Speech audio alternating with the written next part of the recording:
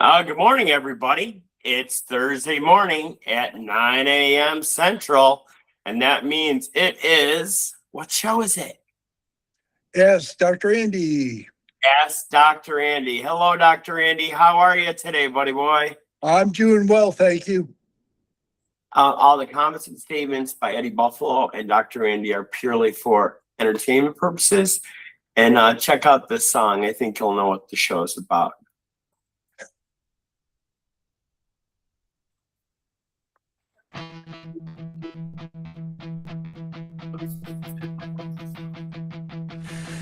Every day is a struggle. My hand wants a bottle, my head says not tonight. I've had way too much and I know what comes next, that ugly little lie. So I stand at the door and I breathe through the pool. One more step back, one more lock on the flood. I can want it and still walk away. A brave person does not go in to that shiny liquor store. A brave one stays away from the door.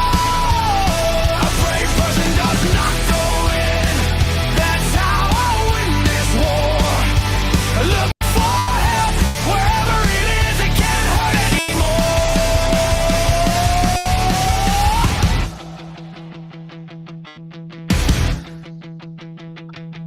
I called up my people, let the truth come out. Said I'm not okay. I let the shame fall down on the kitchen floor where it couldn't stay. Shaking out loud, but I'm still here. One honest voice can cut through the fear. I can ask for help and still stand tall.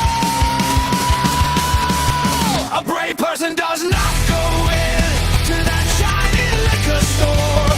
A brave one stays away from the door.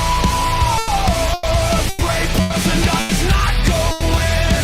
That's how I win this war. Look for help wherever it is. It can't hurt anymore.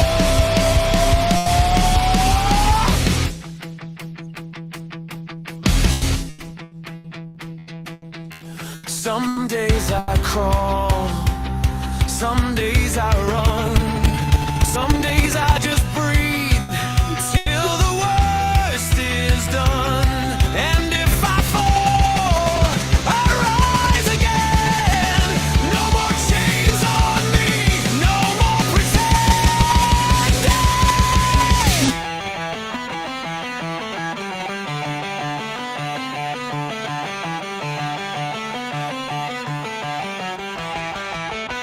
A brave person does not go in to that shiny liquor store. A brave one stays away from the door. A brave person does not go in. That's how I win this war. Look for help wherever it is. It can't hurt anymore. Look for help wherever it is. It can't hurt anymore.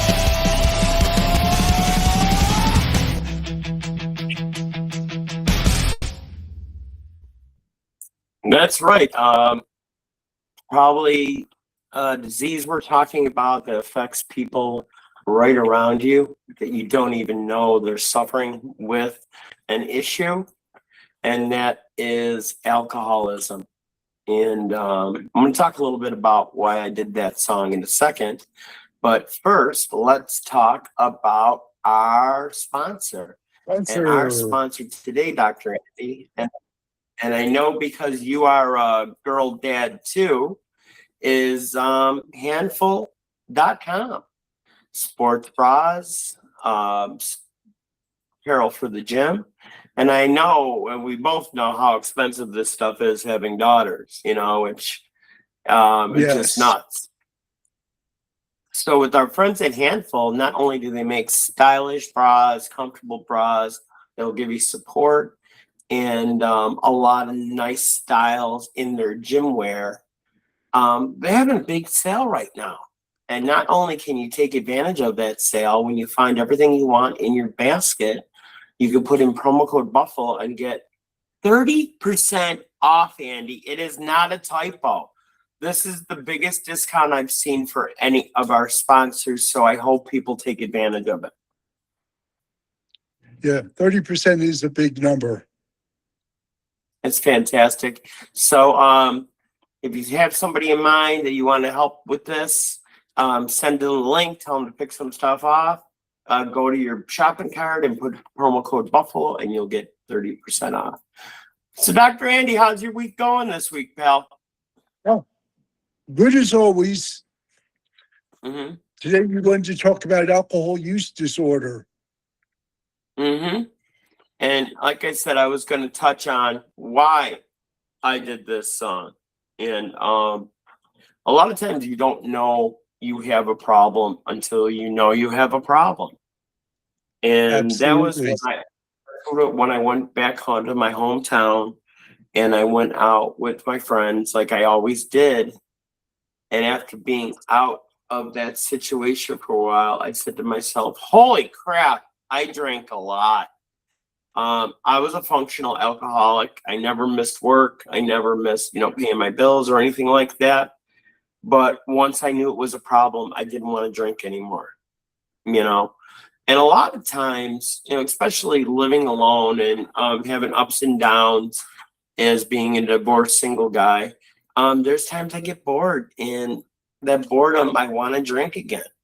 And the reason I talked about this song, how a brave person doesn't go into the liquor store, I have to thank my buddy back home, Colonel Greg Traves. When I had problems and I really wanted to drink, I called him and said him that, and he goes, well, you're pretty brave. I'm like, why am I brave? I don't get it. He goes, because a weak person would go in the store and buy whatever you want. It takes a brave person to go in. So, takes a wise person to ask for help. True. First of all, Now, I'm sorry.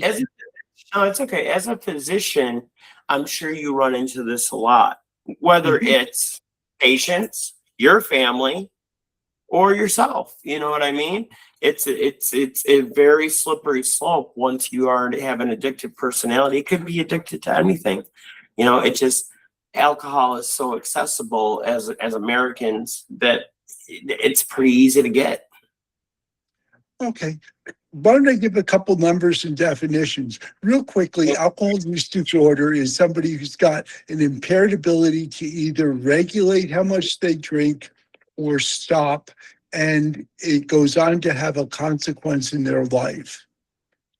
And in terms of number of Americans, about between 9 and 10% of America has alcohol use disorder. Oh, that's huge. That is Yes, ginormous. it's a big number. The way they have 11 criteria, I won't run through them all. They're fairly familiar things. Do you drink more than you intended to? Have you ever tried to cut down and not succeeded? Do you spend a lot of time thinking about drinking? Do you have intrusive thoughts? Have you ever had social consequences, criticism? I won't run through them all. However, if you get 2 of those as a yes, you've got mild alcohol use disorder. You go 4 to 5 of those, moderate, and severe 6. And it is a very rapid, slippery slope. 60% of your chance of alcoholism is determined by your genetics. So if it is in your family, it is pretty wise for you to really look hard at your alcohol use. So 60% is nature and about 40% is nurture. With men versus women, it's about 1 3/4 to 1 men versus women that men have more alcoholism. Mm-hmm. And usual onset when you first have a 24 to 35 years of age. Mm-hmm. Why is that? And is it more prevalent in men than women, or it has no bounds? Yeah, more prevalent in men, almost 2 to 1 men to women. But women have more consequences from a physical standpoint than men. In what way, Dr. Andy? Okay, they're more likely to go on to have aggressive liver disease, either alcoholic hepatitis or cirrhosis. They're more likely to go on to have alcoholic heart disease. It's a dilated heart failure where the pump doesn't work. They're more likely to go on to have brain issues with it. It causes your cerebellum to degenerate, the part that helps control your moving. And it also, if withdrawn from, can cause delirium tremens, DTs, and that has a pretty high fatality rate. What do you Now, perspective? when you are trying to stop alcoholism in yourself or someone that you love, what does that conversation look like? If you have a patient that comes in and you see all the signs of alcohol abuse or drug abuse, but we're going to talk about alcohol today. I mean, as a young man, I was a phlebotomist, and I'll never forget. I went to this one guy's room, and he was so jaundiced when I used the alcohol prep to wipe his arm, it came off yellow. Talk a little Yeah. bit about what happens and what that looks like, and how it is hurting your liver like that. Okay. Could you repeat what your question is? I'm sorry, I didn't quite catch it. What? Sure. So as a young man, I was a phlebotomist, which is a blood Yeah. taker.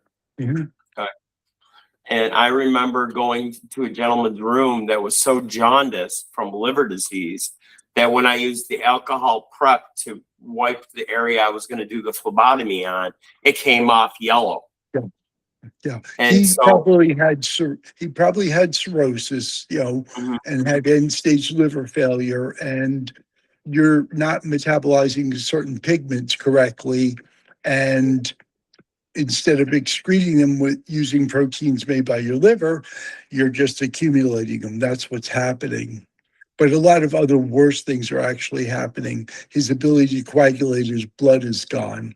His ability to manage fluids and keep it in his blood vessels. That's why they get that ascites, that great big belly full of water. Mhm. A lot of other things happen that are worse than the pigment itself. Talk about that, because I mean, Sure. especially down here and wherever you live, you're going to see guys with the distended stomach, like you were saying, like Mhm. that. I mean, they look like they're pregnant.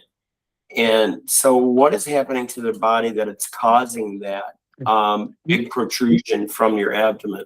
Okay. Your liver makes all the proteins that keep the water inside your blood vessels and not leaking out in the space between blood vessels. You don't make that protein anymore. You ooze fluid out places that it should not be. They'll have swollen legs. They can have a puffy face. They'll accumulate water in their belly. They'll accumulate in their scrotum too. See, and now every time we do one of these shows, we touch on a topic, and I think I know a lot on the subject, but you blew me away right now when you said that they're having trouble coagulating their blood. So they could actually bleed to death if they get a cut. Is that correct? Absolutely. Absolutely. What I never knew happens? You make some of the coagulation factors that you need to build a clot in your liver. And if you don't make those, your coagulation, your clotting cascade of biochemical events that make a clot out of blood, it doesn't happen. So when a patient, whether it's male, woman, come in to you and talk to you, and you are going through your little fact finder of everything that's wrong with them, their little shopping, what is like triggering for you that, hey, this person might be an alcoholic? Because I mean, you've been doing this business for so long. What really stands out to you that's like puts the brakes on Dr. Andy and says, whoa, I think I know what's wrong with this guy or gal? I'm non-judgmental. I'll ask about smoking first to warm things up, and then I'll ask about alcohol. I'll ask him, have you ever had a problem? And I stop and just see how they react. I'll ask that sort of question. I ask open-ended questions. I'll ask, if you were going to buy alcohol for a week, what would you buy? And, I'll either put it in, beer volume or hard alcohol volume. I'll listen to what they say. I'll ask if they've ever been criticized about their drinking. Has it ever interfered in their life? Have they ever missed work because it? Have they ever had a motor vehicle accident or a DUI arrest? And when I ask the questions, I'll just look and see how they react. What they say is what they say, not really consistent with how they say it. That's really interesting. So, all right. So these people come in, they don't want you to know that they have a problem. I mean, they're really doing themselves a disservice, but that's a tough thing. It seemed like everyone, and how it was for me, I had to get to that point where I saw that this was a problem. This isn't a lifestyle that I want to live anymore. I leave the conversation open-ended. If I have somebody who's uncomfortable or evasive, I leave the conversation open-ended so that, they're comfortable readdressing it either later in the visit or in the future. I don't put them in a place where they don't have room to back up and turn around. I'll also let them know that if you have 7 drinks a week, your chances of having your mortality, your death caused by an alcohol-related disease is 1 in 1,000. If you have 8 to 9 drinks a week, it goes to 1 in 100.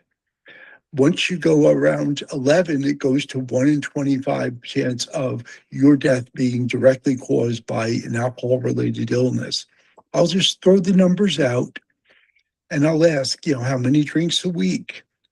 Right now, they've actually moved to say that there are no safe limits. The prior recommendation was no more than 2 drinks in a day by a man and 1 drink a day for a woman. And they're even backing off of that. So, all right, I want to paint a picture for you. All right. Yeah. So, I work in a factory. Yeah, I work in a hard job. I deserve to drink after work, Andy. I don't care what you or anybody says. And I got to the point where, and this is a meme, but I know some guys personally that drink a case of beer. Okay. Now, okay, a day or a day. Yeah, I've seen people. And so, okay, Andy, I realize I have a problem. So I can just stop, right? Even though I drink a case of beer every day, I can just stop cold turkey like any other drug, correct? No, with alcohol withdrawal can be fatal. And they're typically, if you offer people the option to taper it, it doesn't work. If they could control their drinking and taper it and make decisions consciously, they would have already made them. They wouldn't be drinking a case of beer. Typically, that is going to be something that needs to be supervised, and I'll offer to find them detox so that they can be medically detoxed safely from the alcohol. And then I'll work with them on the aftercare. What does that look like, Don? Oh my God, you're not Donnie Lowe. What? Mrs. Lowe would be horribly offended. So what does that like? I know we're painting with a big paintbrush right now, but what does that look like if I go to rehab? What type of treatment are they going to do for me? I mean, are they going to push fluids? The most important thing they're going to do is, number one, they'll get your lab work and evaluate you. Typically, if somebody's drinking a lot of alcohol, there are going to be some other problems that need to be addressed. They'll make sure you have the vitamins and the other cofactors that sometimes are lost with chronic alcohol overuse. And the second thing they do, which is the most important one, they're going to give you medicines to bring you down slowly from alcohol, because alcohol has been damping down your nervous system for whatever period of time. You pull it away, that nervous system is going to rebound back. and people can have seizures or delirium tremens, which can be fatal. So they get you on the correct amount of medicine and they ease you down. They ease that nervous system back into where it should be. Mhm. The thing that helps is they make you comfortable. You're not uncomfortable being detoxed. So, my question to you, and this is Mhm. another thing that stuck with me, not from this episode, but we've touched on alcoholism a little bit in the Mhm. past. And Sure. one thing that stood out to me that you said is alcohol is poison. Talk a little bit about that. Yes, alcohol is poison. We're drinking a poison in low doses for its side effect of making us feel initially happy, giddy, whatever you drink alcohol for, then sedated and calm. Now, I remember Alcohol when, is a poison. You drink enough alcohol, you will die. People I mean, overdose on alcohol and die routinely. oh yeah, definitely. I mean, you look at all these stories of these rock stars, obviously that's an extreme lifestyle that they're living. And I had a conversation with the promoter back in the day. I'm like, how are you letting these people do this? You don't understand, Eddie. It's hard on the road. I'm like, well, you're just enabling. I mean, you're instead of giving them a loaded shotgun, you're giving them a gun with a couple bullets here and there that over time are going to end up killing them. Well, they care more about the money they make than the people making the money for them, I would guess. That's a little outside my arm swing. But, with What? alcohol, the big other thing is post detox, the aftercare, the support you get to help you remain sober. So, okay. You know what, Andy, you're right. I do drink, but I only drink beer. I don't drink hard liquor. What do you do with a guy like that? Just education, I tell them how much alcohol's in a 12-ounce beer, what its equivalent is in liquor, and you're just kind of swapping one for the other. It's more dilute alcohol. You have to drink more volume to get the alcohol in. That's the only difference. That's very interesting. That's very interesting because I know a lot of beer drinkers from back home, and it was just amazing to me the amount of alcohol I seen consumed. So why is it that some alcohol treats you different? Like for me, okay, I'm not a beer drinker. When I did Mhm. drink, if I drank scotch, I had an even bigger personality than I had. If I drank Mhm. tequila, I could drink tequila all day long to the point where I think I'm turning Mexican. And I'm trying to be funny, but it's not funny. But you give me brown liquor, and I want to fight you and all those people behind you too. So talk a little bit about that. Different ways that alcohol. What causes that in people? Um, I don't know. Um, Alcohol itself is alcohol. Whatever the other side things in the preparation, be it scotch, vodka, whatever, it's the other things in the bottle other than alcohol. But alcohol is alcohol. All right, so Andy, I'm gonna give up beer and drinking my tequila, and I'm gonna switch over to using THC seltzers. Is that okay? Well, you're swapping one thing for another. Uh, Using THC, you're not going to have the problems that you have with livers. Uh, you're not going to have the heart issues.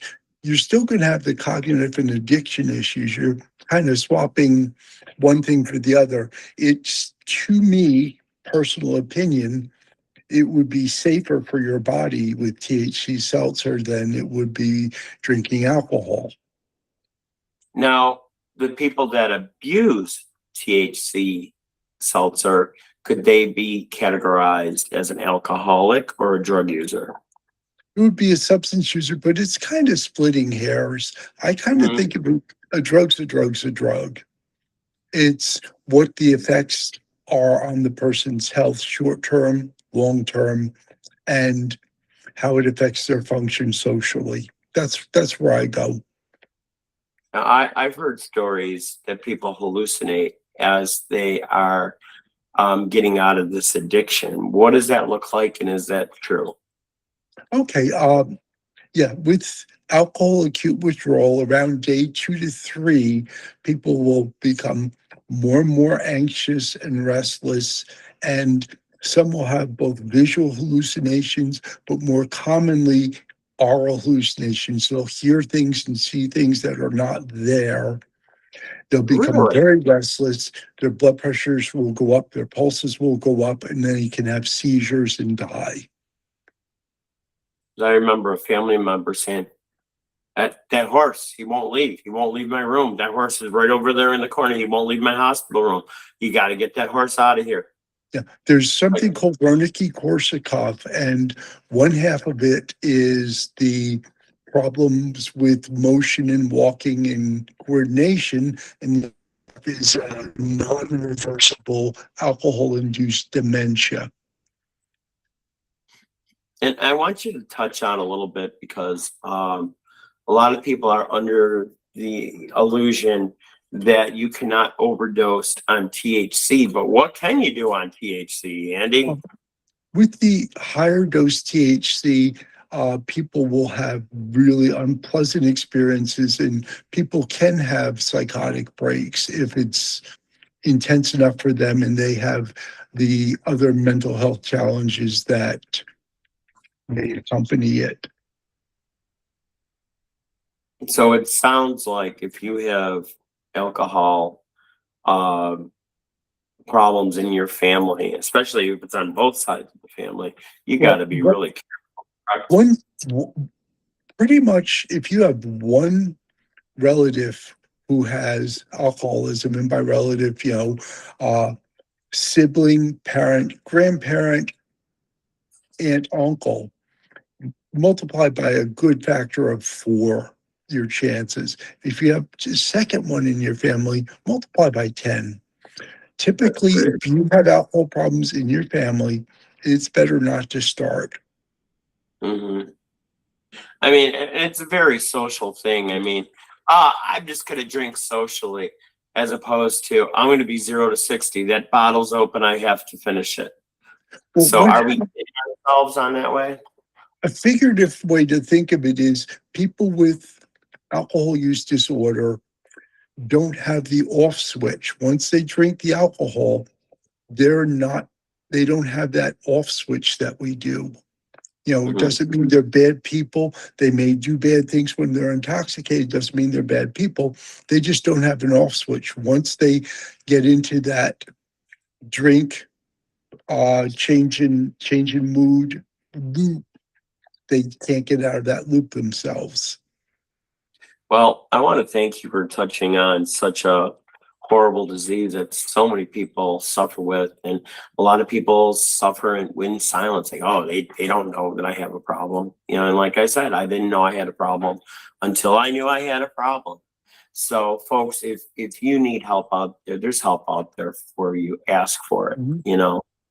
Go to your physician, talk to your clergy if that's something you want to do. Talk to a family member. We can't help you unless you help yourself. And obviously Eddie Buffalo and Dr. Andy isn't going to be able to help you because we don't live by you, so please seek out the help that you need. It's out there if you look for it. And the thing to keep in mind is alcohol use disorder is not a personal failing. It does not mean you're a bad person. It does not mean you're a weak person. It just means genetically you can't drink alcohol and have that off switch, manage it, and eventually you'll have social consequences. So we are going to end this show like we end every other show. If you like working with people that are just like you, have the same passion for life, have the same values, and love your children as much as we do ours, we are the people you need to be working with. You can reach us at ebifamily.org, our beautiful website. You can also contact me or Donnie Lowe you can contact me at Eddie Buffalo at ebifamily.org. And we also have a hotline, which is 903-412-1554. Just remember, everybody, life is definitely worth living. What do you got to do, Dr. Andy? Yep, just keep on fighting. And so take care, everyone. And please get the help you need if you need help. Take care now.